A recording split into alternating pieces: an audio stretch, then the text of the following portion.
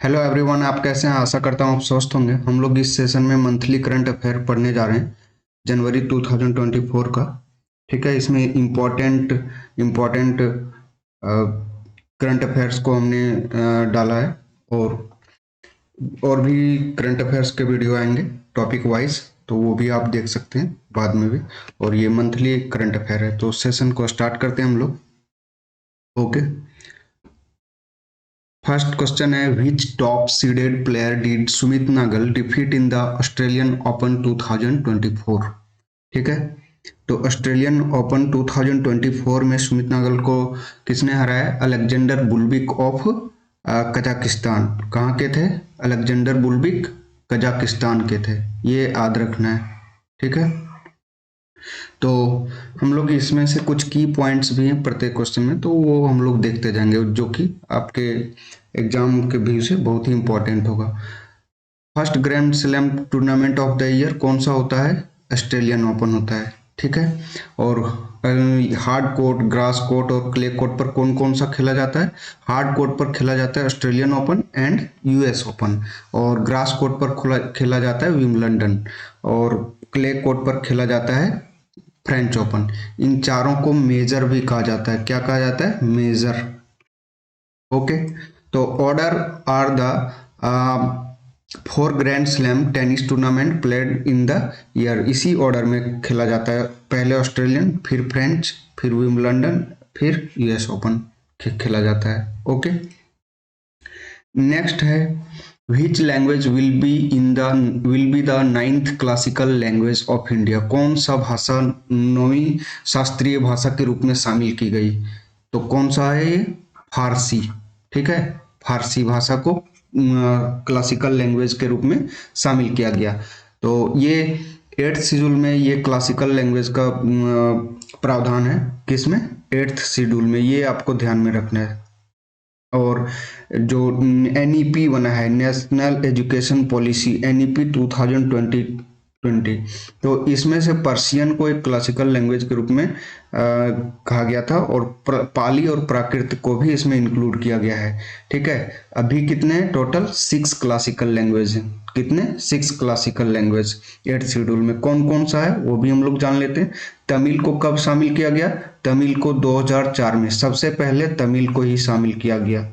Okay, सबसे पहले तमिल, उसके बाद फिर संस्कृत 2005 में, उसके बाद 2008 में तेलुगु और कन्नड़, 2013 में मलयालम, और 2014 में उड़िया को शामिल किया गया है। उसके बाद अभी फारसी को शामिल किया गया। ओके, नेक्स्ट है, recently which initiative was launched by NHAI related to FASTag? तो NHAI का मतलब क्या है? National highway authority of India. क्या है? National highway authority of India.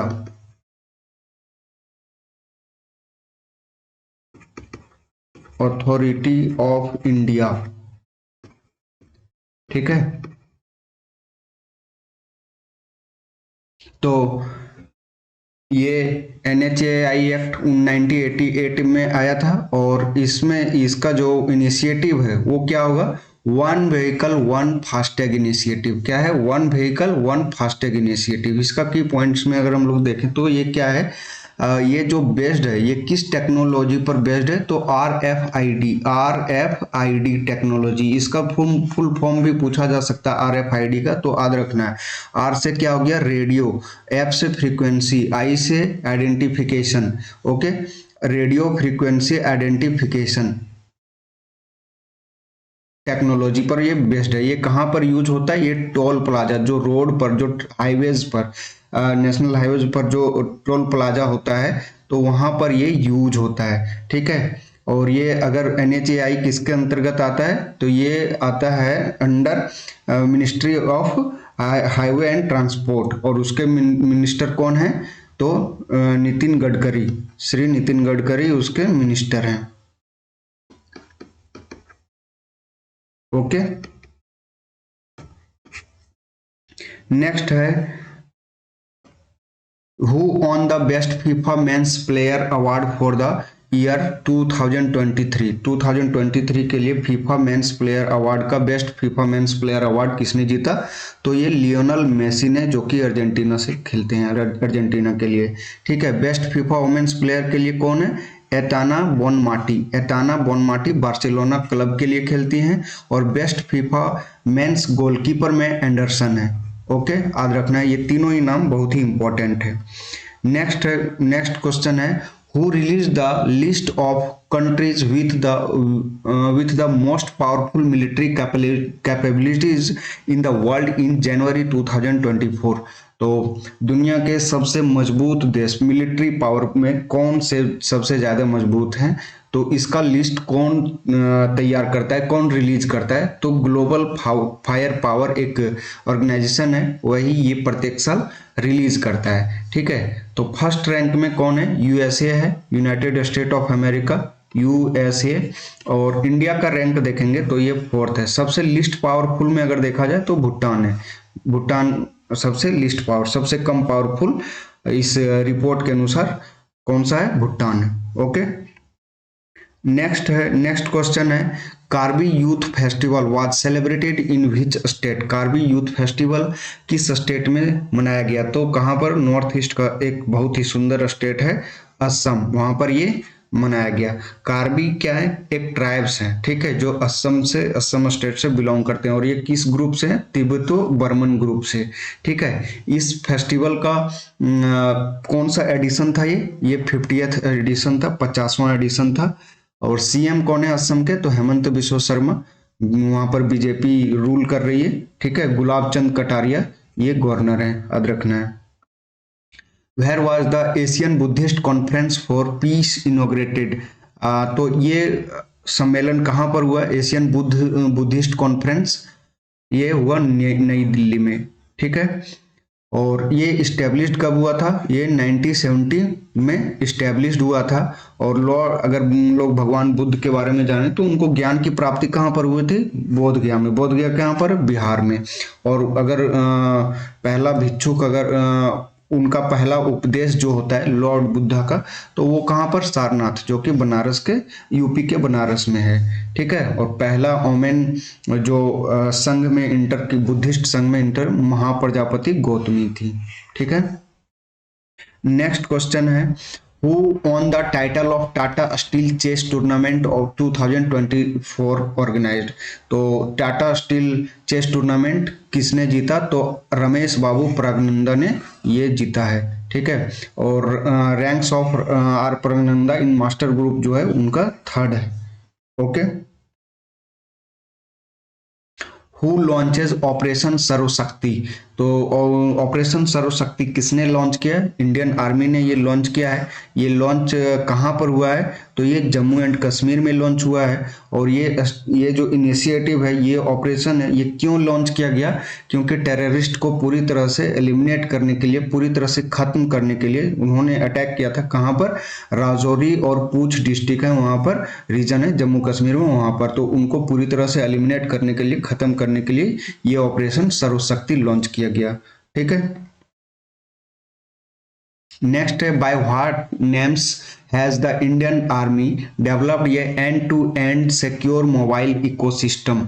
तो ये सिक्योर मोबाइल एक इकोसिस्टम डेवलप किया है। तो उस इंडियन आर्मी में ने उसका नाम क्या है? संभव। अब संभव का फुल फॉर्म पूछ ले तो क्या बताएंगे? Secure army mobile Bharat version. ठीक है, ये याद रखना है, ये बहुत ही इंपॉर्टेंट है फुल वर्ड।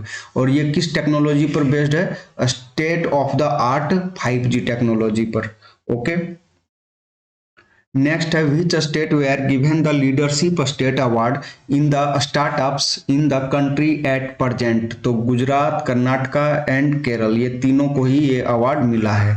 ठीक है। ये रिलीज कौन करता है? तो DPIIT बोले तो department for promotion of industry and internal trade leadership award in startup ranking framework 2022।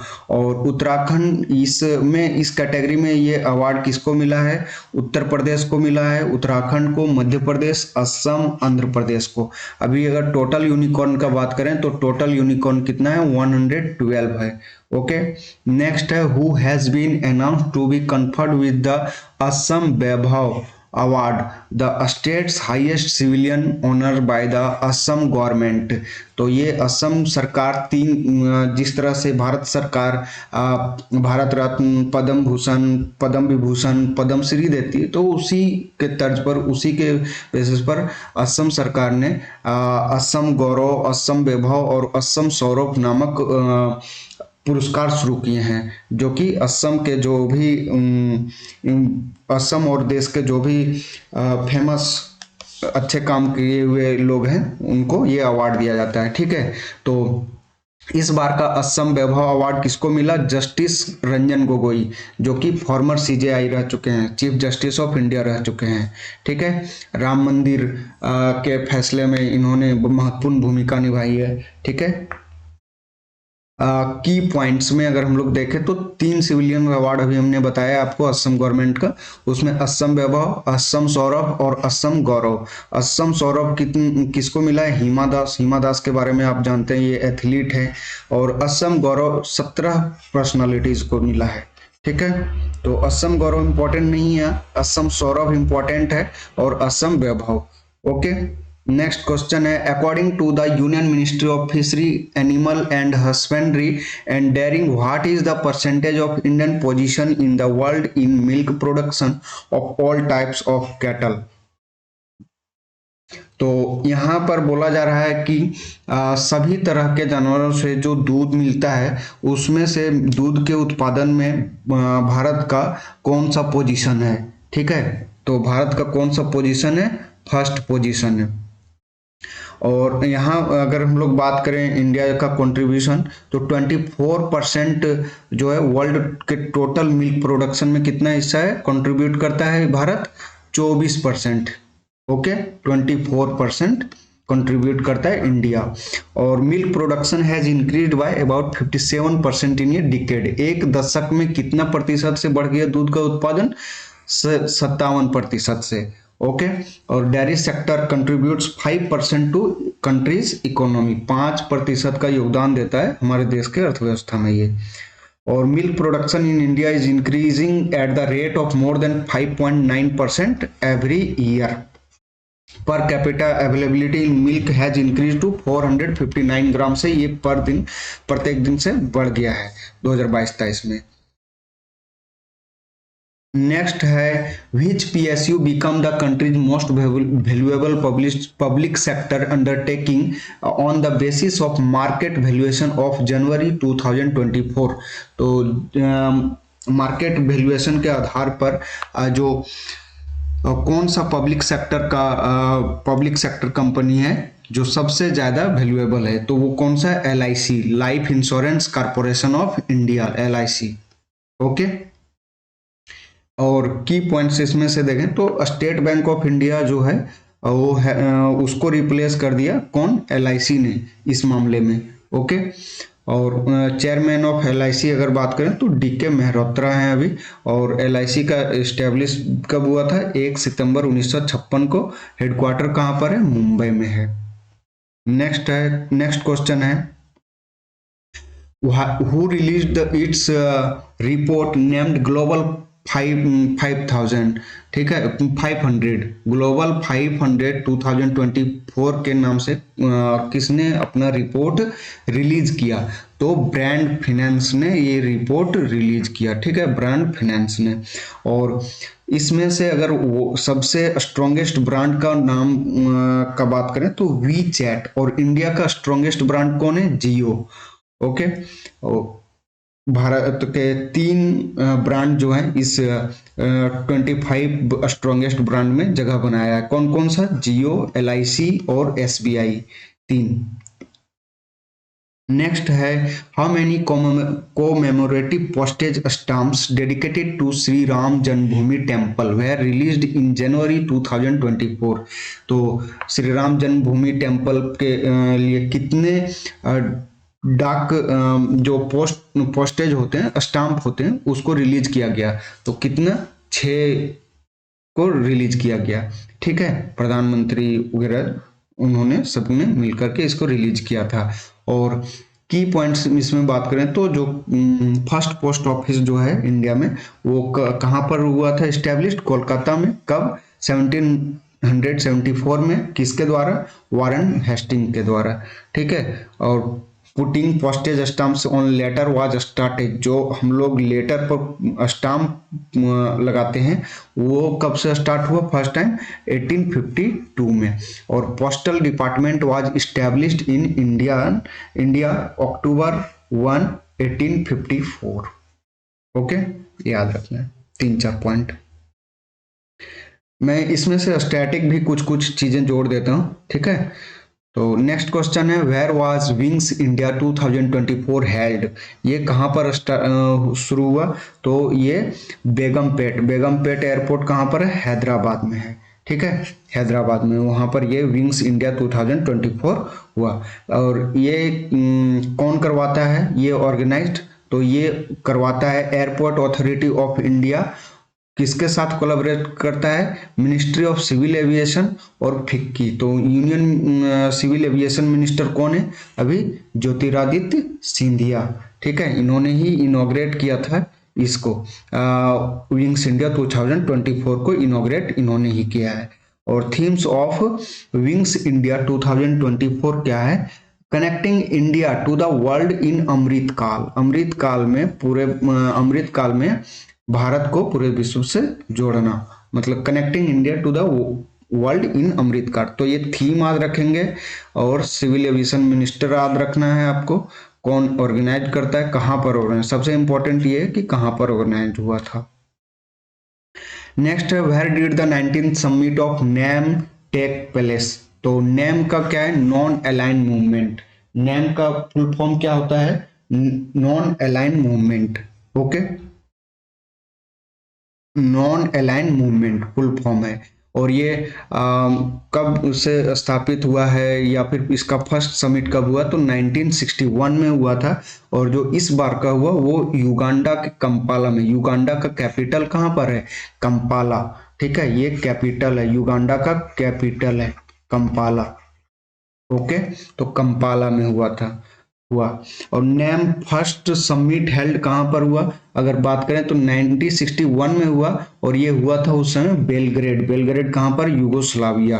Founder कौन कौन है? जवाहरलाल नेहरू इंडिया से, क्वामे क्रुमा घाना के, नासिर इजिप्ट के, और सुकार्नो इंडोनेशिया, और कर्नल टीटो यूगोस्लाविया के थे।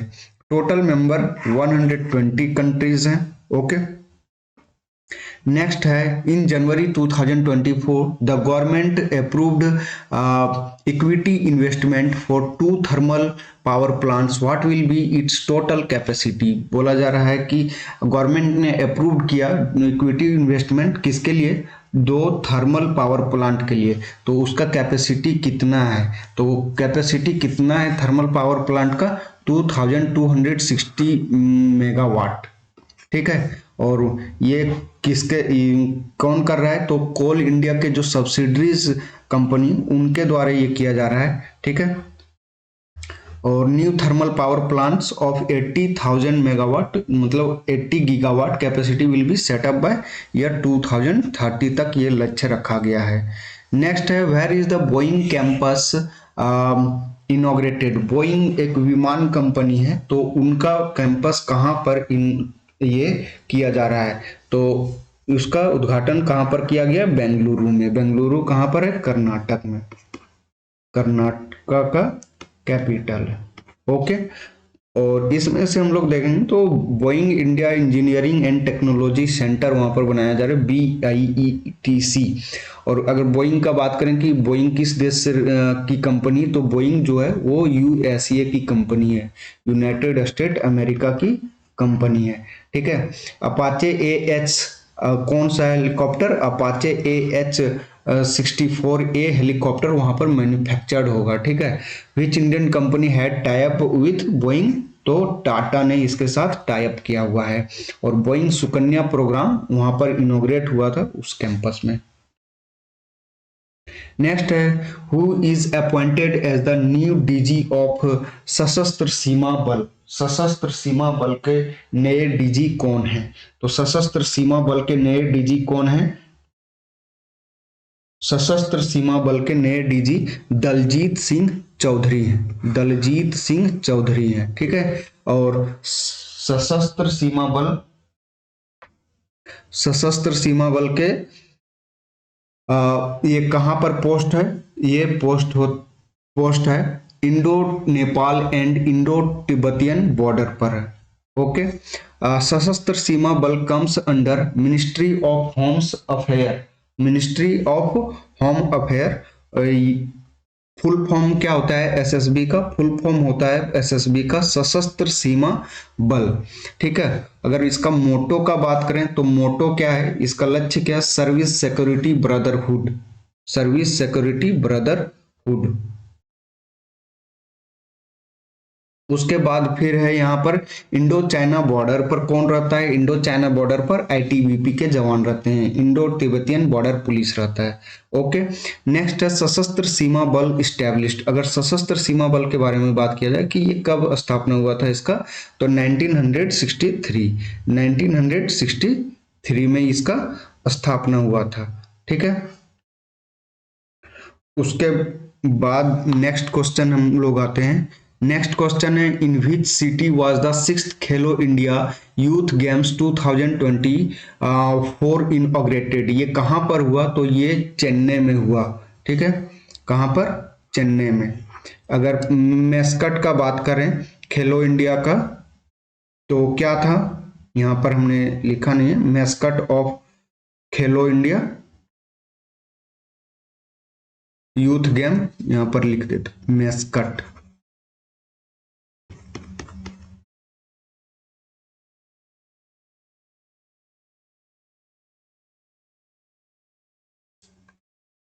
Mascot of Khelo India youth games 2024 ये तमिलनाडु के द्वारा होस्ट किया गया था,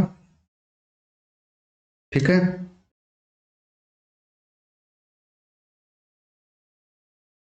उसके बाद लोगो वहां पर हुआ अष्टलक्ष्मी, इसमें से आया था 2024 में।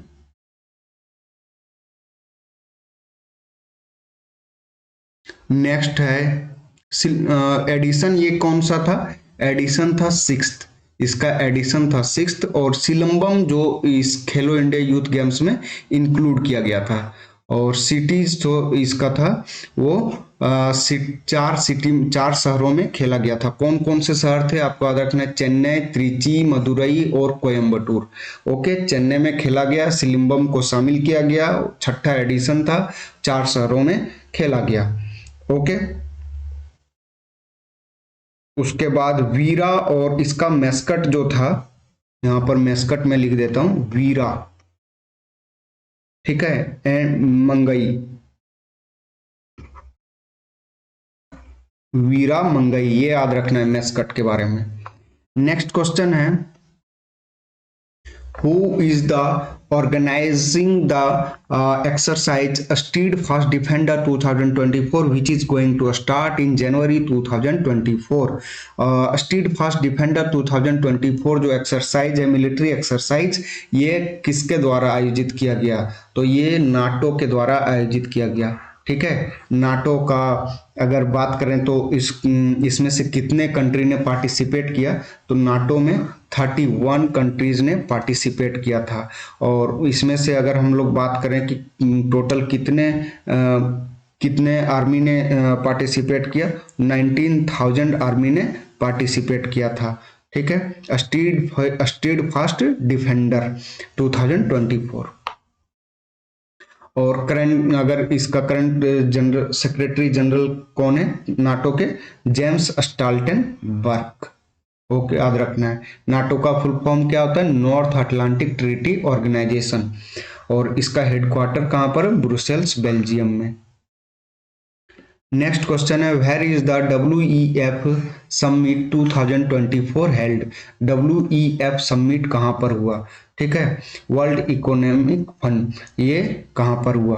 उसके तो ये हुआ दावोस में। कहां पर हुआ? दावोस। दावोस कहां पर है? स्विट्जरलैंड में है।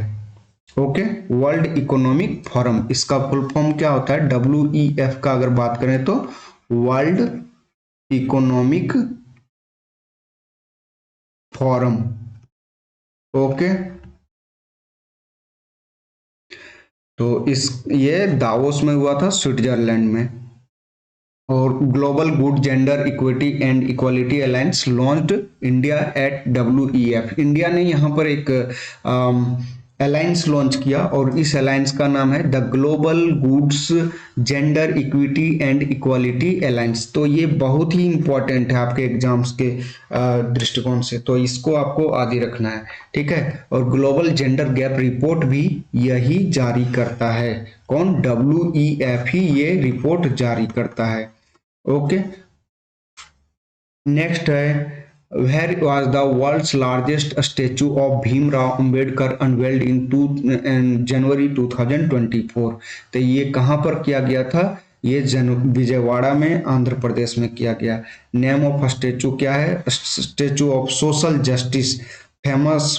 इसके बाद एक और पॉइंट है इसमें, famous statue of equality has been installed outside India. कहाँ पर ये हुआ था? Washington, United State. Statue of knowledge भी इन्हीं का है, भीमराव अंबेडकर का ही ये मूर्ति है। ये कहाँ पर है? ये महाराष्ट्र में, लातूर में है, ठीक है।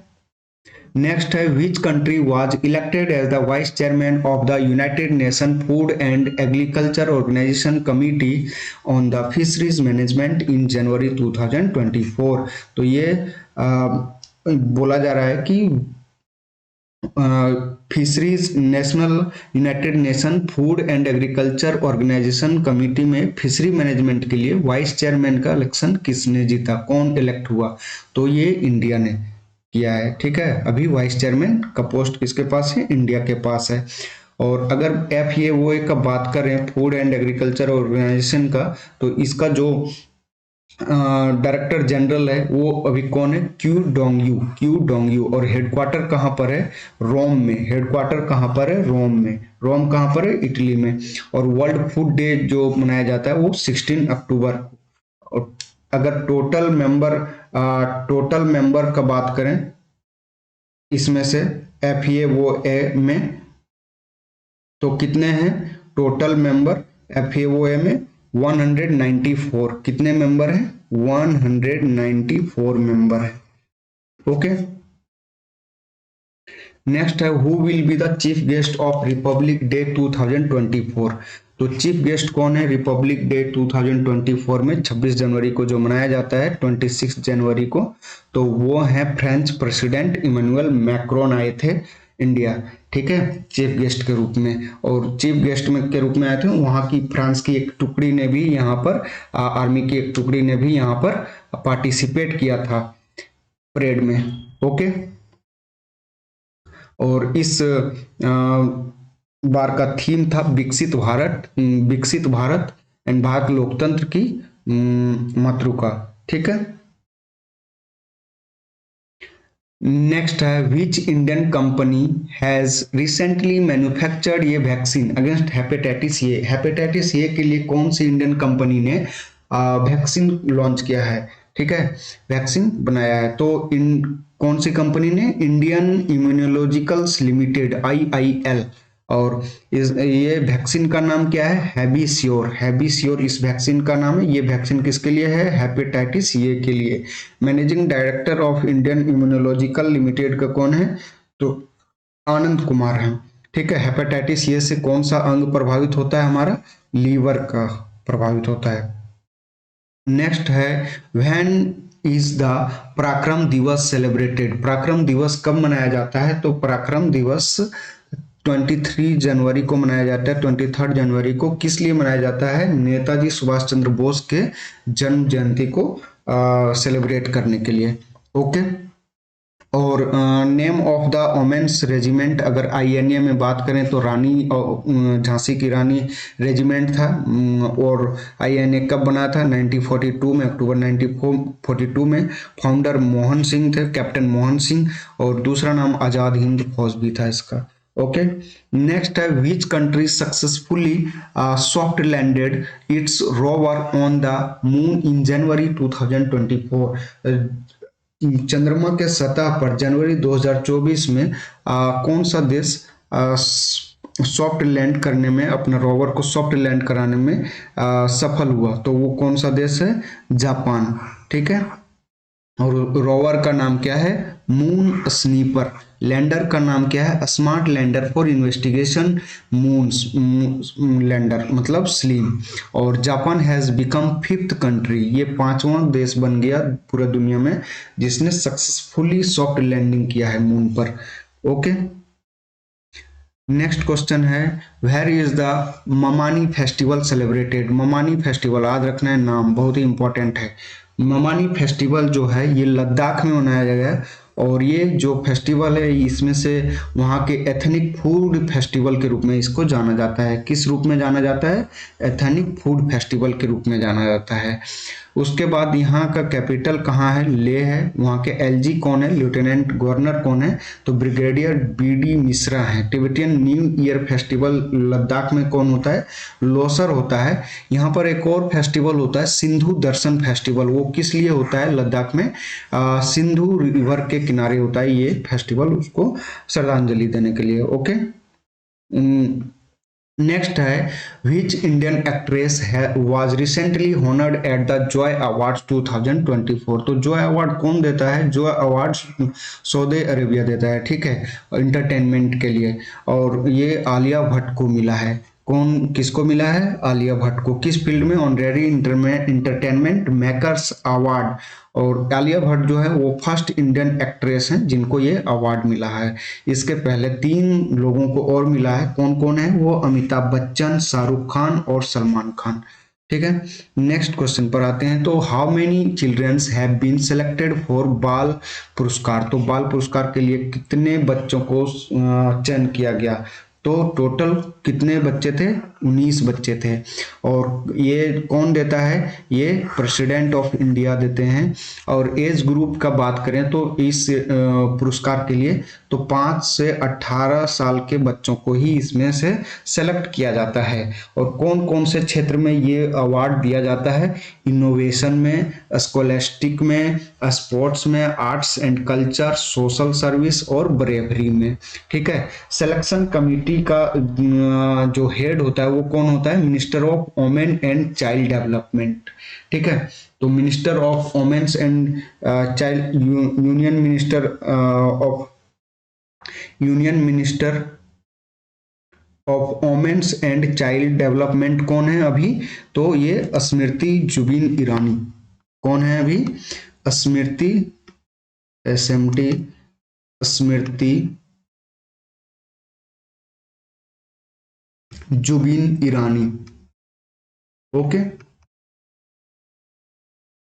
नेक्स्ट क्वेश्चन है Which country has decided to teach Hindi as a world language in its school in January 2024? अपने स्कूलों में हिंदी को एक वर्ल्ड लैंग्वेज की तरह से पढ़ाने का निर्णय लिया है। किस देश ने? यूनाइटेड स्टेट्स ऑफ अमेरिका ने ये निर्णय लिया है। और अगर की पॉइंट्स में बात करें तो फिजी जो है वो वहाँ का ऑफिशियल लैंग्वेज इसका घोषणा किया गया फिजी सरकार के द्वारा। ठीक है, तो ये भी याद रखना है। और वर्ल्ड हिंदी डे का जो है वो 10 जनवरी को सेलिब्रेट किया जाता है। और इसका जो थीम था इस बार Hindi linking traditional knowledge and artificial intelligence. ठीक है।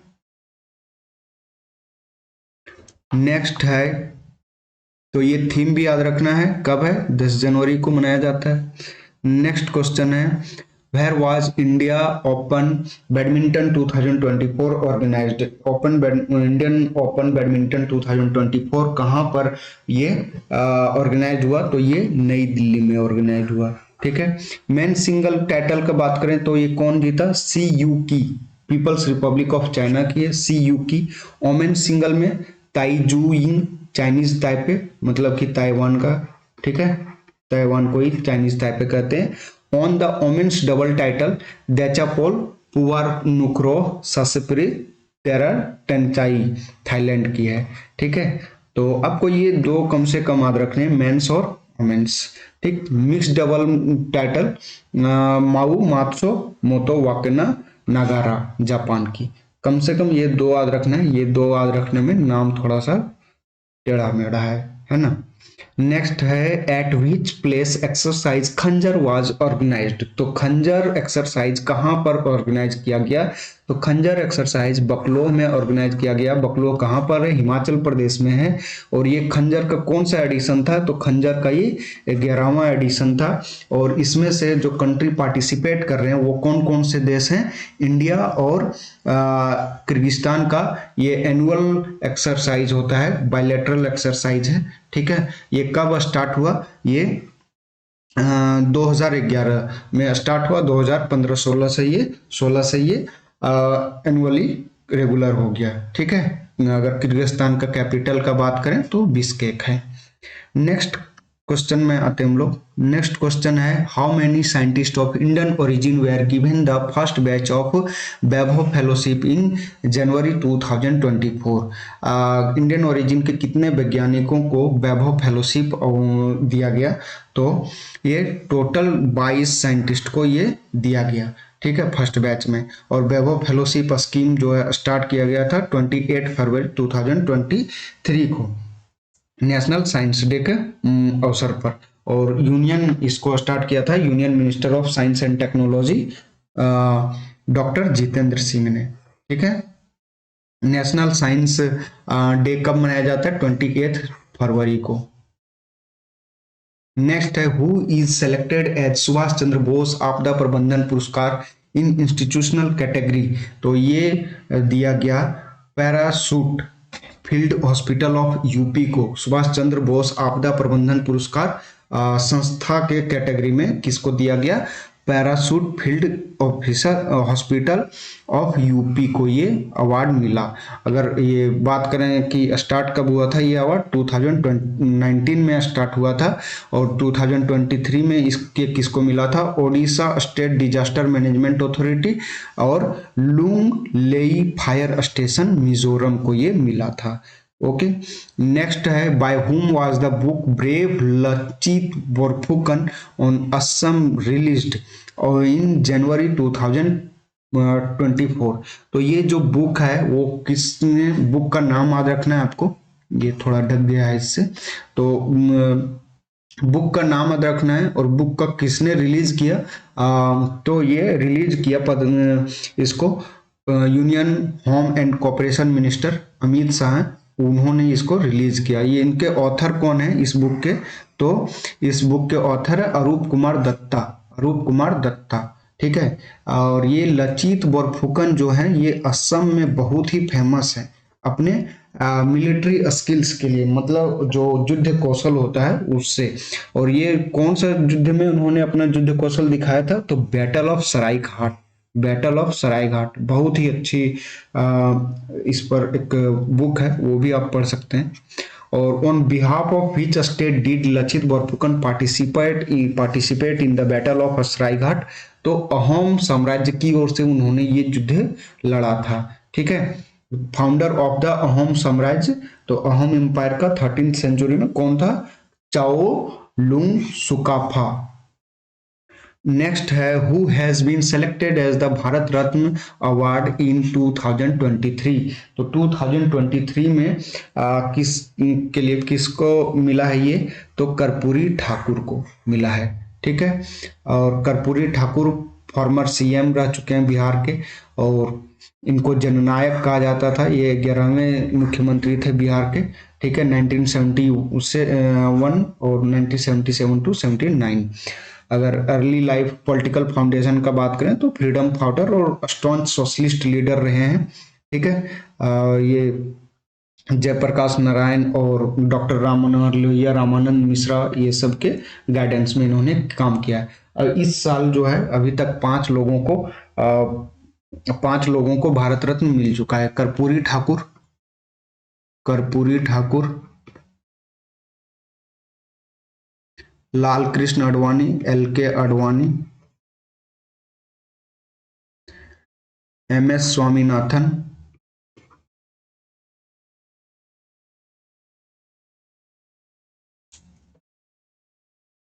चौधरी चरण सिंह,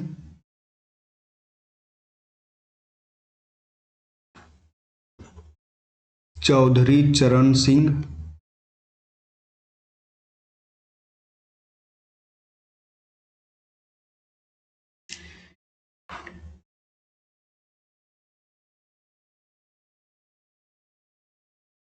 और एक है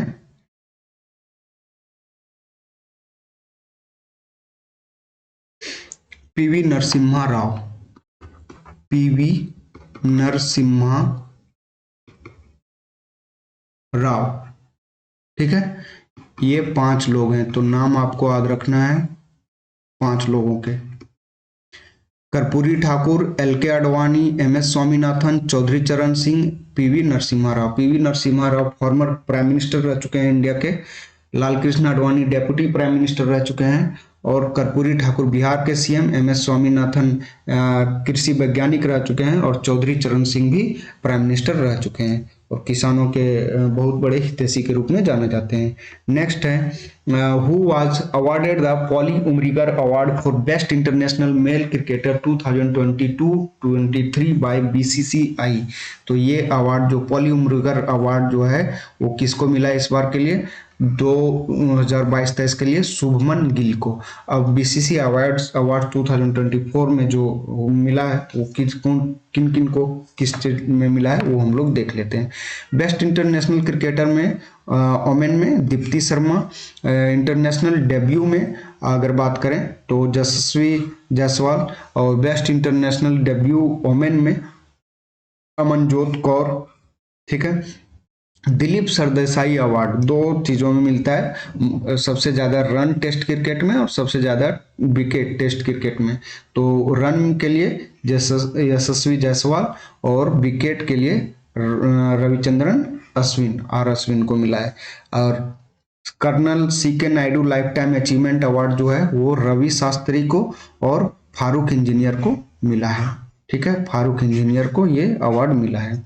नेक्स्ट है on which date is national girl child day celebrated every year. प्रत्येक साल राष्ट्रीय बालिका दिवस कब मनाया जाता है, तो 24 जनवरी को ये मनाया जाता है। किस लिए मनाया जाता है, इसका सिग्निफिकेंस क्या है, क्योंकि 24 जनवरी 1966 को इंदिरा गांधी ने पहली बार as a female prime minister के रूप में शपथ लिया था, इसीलिए उस दिन को याद करने के लिए राष्ट्रीय बालिका दिवस मनाया जाता है। ठीक है, और ये स्टार्ट हुआ था 2008 में। नेक्स्ट है how many celebrities have been announced to be honoured with Padma awards in the year 2024। 2024 में कितने लोगों को पद्म पुरस्कारों के लिए घोषणा हुआ, तो 132 लोगों के लिए। ठीक है, 5 पद्म विभूषण, 17 पद्म भूषण और 110 पद्म श्री। तो जो पद्म विभूषण है और पद्म भूषण वो याद रखना जरूरी है। पद्म श्री में इम्पोर्टेंट मैंने जो अवार्ड एंड ऑनर्स का एक और वीडियो आएगा, एक वीडियो मैंने बनाया है और एक और वीडियो आएगा तो उसमें से सारा मेंशन करूंगा। ओके, नेक्स्ट है which jubilee celebration will be inaugurated by the Supreme Court. तो सुप्रीम कोर्ट के द्वारा कौन सा जुबली समारोह मनाया गया, तो डायमंड जुबली मनाया गया है इस बार। और इसमें से एक चीफ जस्टिस होते हैं और 33 अदर जजेज होते हैं। ठीक है, supreme court of India was established on January 26, 1950। 26 जनवरी 1950 को ये स्थापित हुआ है। और करंट सीजेआई कौन है, chief justice of India Dhananjay Jaswant Chandrachud, Dhananjay Jaswant Chandrachud. Which state started the Sadak Suraksha force. तो ये सड़क एसएसएफ सड़क सुरक्षा फोर्स किस स्टेट ने स्टार्ट किया, तो ये पंजाब ने स्टार्ट किया। क्यों, जो सड़कों में दुर्घटना होती है, सड़क दुर्घटना, तो उनसे लोगों को बचाने के लिए। ठीक है, वहां के सीएम कौन है अभी, तो भगवंत मान, आम आदमी पार्टी वहां पर रूल कर रही है, आम आदमी पार्टी। ठीक है, और गवर्नर कौन है, Banwari Lal Purohit. 144 vehicles are deployed in the Sadak Suraksha force. 144 गाड़ियां इसके लिए डिप्लॉय किए गए हैं। ओके, नेक्स्ट है which country does India organize a joint exercise named सदा तंसिक? सादा तंसिक के नाम से कौन सा जो एक्सरसाइज है वो इंडिया ने किस देश के साथ मिलकर के किया है? तो ये सऊदी अरेबिया के साथ मिलकर के किया है। ये कौन सा एडिशन है इसका? तो ये पहला एडिशन है और ये कहाँ पर होगा? तो राजस्थान में होगा। और दूसरा जो एक और एक्सरसाइज होता है सऊदी अरेबिया के साथ और इंडिया का, तो अल मोहद अल हिंद, ये एक्सरसाइज तो नाम याद रखना है। नेक्स्ट है who has been appointed by the government as the 16th finance commission chairman? तो ये कौन से हैं? अरविंद पनगड़िया 16वीं finance commission chairman. Finance commission chairman कौन है? वित्त आयोग के अध्यक्ष कौन है? तो अरविंद पनगड़िया। अगर 15th चेयरमैन, अगर chairman of 15th finance commission बोला जाए तो कौन कौन सा होगा?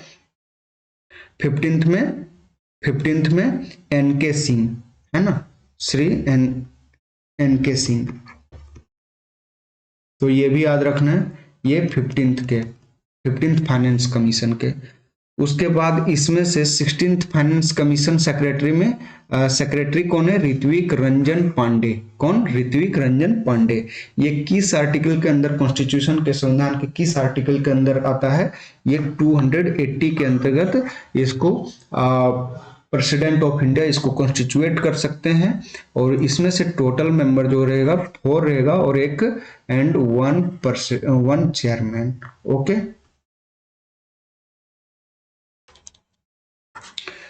नेक्स्ट है इसमें से where will the FIH hockey 5S world cup 2024 be held? ये कहाँ पर हुआ था?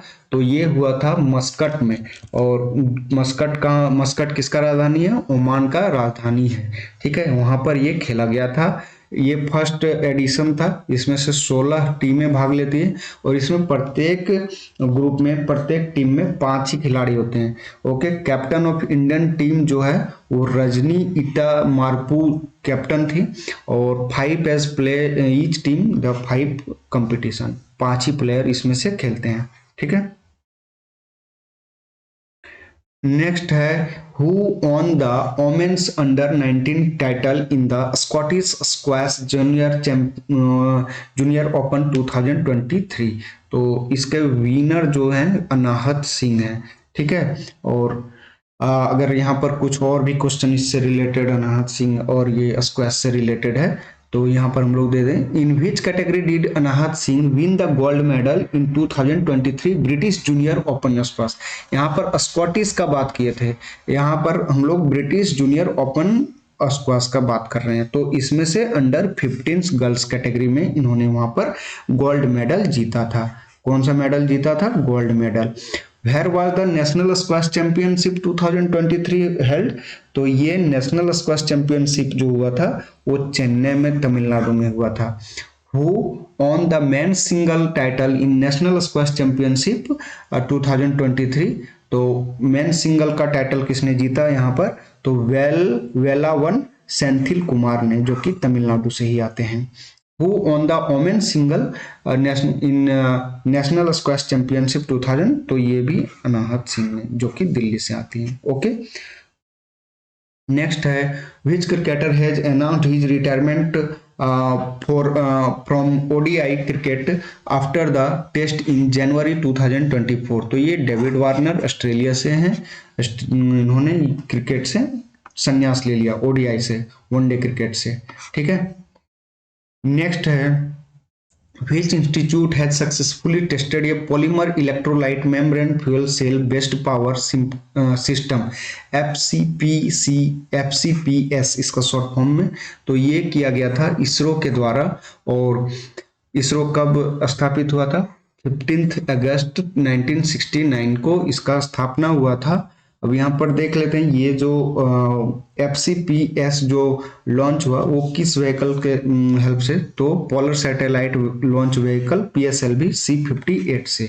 ठीक है, और प्राइमरी ऑब्जेक्टिव का, अगर इसका जो प्राथमिक उद्देश्य होता है, प्राइमरी ऑब्जेक्टिव क्या है उसके बारे में बात करें polymer electrolytic membrane fuel cell on POEM3। तो ये to collect data to facilitate operation in space and the design of system of future mission. तो इसका ये प्राइमरी ऑब्जेक्टिव है। ओके, नेक्स्ट है which party will be a majority in Bangladesh general election in 2024। तो बांग्लादेश में जो जनरल इलेक्शन हुआ वहां पर कौन सी पार्टी को मेजोरिटी बहुमत प्राप्त हुआ, तो ये अवामी लीग को प्राप्त हुआ। वहां पर एक और दल है BNP, ठीक है, BNP की जो प्रमुख है वो खालिदा जिया है, खालिदा जिया, और अवामी लीग की जो है वो शेख हसीना, ठीक है। प्राइम मिनिस्टर कौन है, शेख हसीना। कैपिटल वहां का ढाका, करेंसी टका, और टोटल सीट्स अगर वहां पर असेंबली में देखा जाए तो कितना 299, ठीक है। प्राइम मिनिस्टर शेख हसीना ने ये चौथी बार जीत हासिल की है। नेक्स्ट है when is youth day celebrated in India. India में यूथ डे सेलिब्रेट कब किया जाता है, तो ये 12 जनवरी को सेलिब्रेट किया जाता है। और ये किसके याद में किया जाता है, स्वामी विवेकानंद के जन्म जयंती के लिए मनाया जाता है इसको। ये कहाँ पर यूथ फेस्टिवल इनोग्रेट कहाँ पर हुआ 2024 का, तो नासिक महाराष्ट्र में ये इनोग्रेट हुआ। इस बार का थीम क्या था, माई भारत विकसित Bharat @2047 by the youth for the youth. ये याद रखना, थीम इंपॉर्टेंट है, थीम इंपॉर्टेंट है। Ministry organises the national youth festival every year. तो कौन सा मिनिस्ट्री, तो ये करता है ministry of youth affairs and sports, ठीक है। Ministry of youth affairs and sports ये ऑर्गेनाइज करता है। अगर बात किया जाए मिनिस्टर, यूनियन मिनिस्टर कौन है इसके, union minister of youth affairs and sports जो है वो अनुराग ठाकुर हैं, ठीक है, अनुराग ठाकुर, अनुराग सिंह ठाकुर, ठीक है, ये इसके मिनिस्टर हैं। नेक्स्ट अदर, ये आपका इसको मैंने शॉर्ट कर दिया था, ये पूरे जनवरी का था, ठीक है। और अब टॉपिक वाइज करंट अफेयर भी वीडियो आएंगे। तो अगर आपको अच्छा लगा हो, समझ में आया हो, अच्छा वीडियो लगा हो, तो सब्सक्राइब कर देंगे, शेयर कर देंगे और लाइक कर देंगे। Thank you, all the best.